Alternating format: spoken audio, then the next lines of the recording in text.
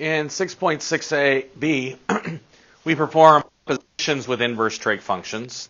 And the thing we need to remember, in most cases, composing a function with its inverse, they're going to cause each other to cancel out, and you're going to get just whatever inside the parentheses. However, because trig functions are periodic and go on forever, what we need to do is ask ourselves the question, when I actually come up with my answers for inverse trig functions, I need to restrict myself to the correct quadrant for answers. Reminder,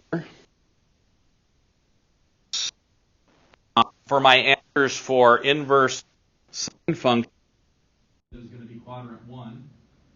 Negative is going to be quadrant 2. Actually, quadrant 4. Tangent is the same. Inverse tangent is the same. Positive is quadrant 1. Negatives are in quadrant 4. Okay, and they're negative quadrant 4 angles, not going all the way around to a quadrant 4 angle. And cosine inverse is positive in quadrant 1 and negative in quadrant 2. So my answers for inverse trig functions have to be in those quadrants. So you need to make sure that you're giving answers that make sense. Okay? So I ask myself, when is sine positive for my stuff? And that's going to be a quadrant 1 angle. And is it these two functions performed consecutively are going to cancel each other out. Okay? So as long as I have a quadrant 1 angle here, I am good. So those cancel each other out, and this one's just going to be 0.4. The next one, the inverse cosine of the cosine of 2 pi. What I need to do is I need to do this in 2 steps. They are not going to cancel each other out. So I ask myself, what is the cosine of 2 pi? Well, the cosine of 2 pi is 1. Then I ask myself, what angle has an inverse cosine of 1? The answer is not 2 pi, it's going to be 0, both in degrees and in radians. So you need to make sure your answer, remember my domain of the inverse cosine function is from 0 to pi. Okay? So I have to have an answer between 0 and pi. 2 pi is not between 0 and pi. That's why they don't just directly cancel each other out. Same thing is I need to look here. The tangent of 3 pi fourths. Tangent of 3 pi fourths is negative 1. So 3 pi fourths is up here. And its tangent is negative 1. Well, I'm asking myself, what angle has an inverse tangent of negative 1?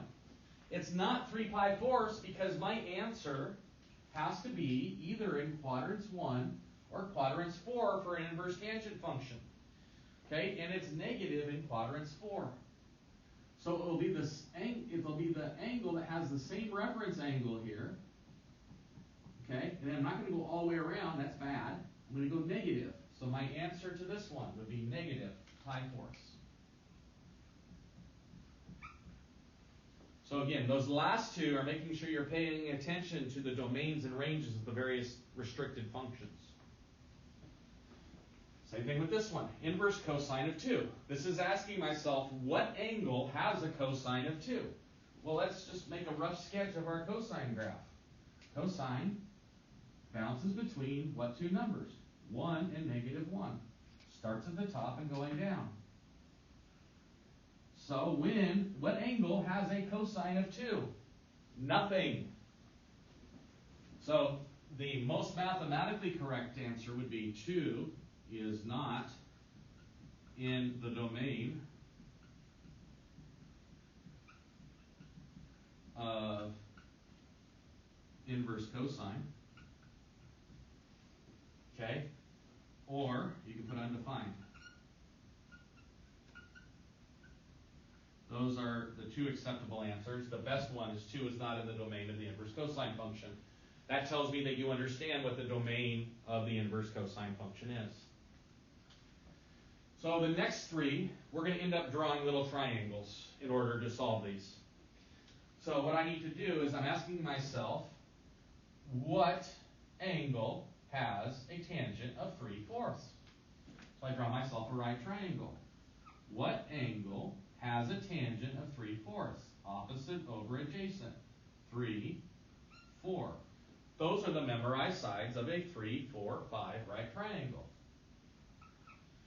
So now I'm going to take the cosine of this angle theta. Well, cosine is adjacent over hypotenuse. So my answer in this case would be 4/5. This is asking me what angle has a cosine of 3/5. Draw your triangle. What angle has a cosine? Cosine is adjacent over hypotenuse. Memorize sides of the 3, 4, 5 triangle. And you're asking yourself, what is the tangent of that angle? Well, tangent's opposite over adjacent, so it'll be 4/3. And the last one, the secant of the inverse tangent of 12/5. Again, draw a right triangle. Label your theta. Tangent is opposite over adjacent. These are the memorized sides of a 5, 12, 13 triangle. And we're asking ourselves, what is the secant of that angle? Secant is 1 over cosine. Cosine is 5/13, so secant would be 13/5. So key things on this is, if you do not have fractions or integers that are your memorized answers to sine, cosine, and tangent functions, draw yourself a triangle to come up with the answers. The other key point is to make sure that your final answers for inverse trig functions are in the correct domain and range of those inverse trig functions. And then for the last ones, if they're not your memorized regular unit circle trig problems, make sure to draw yourself a triangle and then come up with the answer based off of the triangle.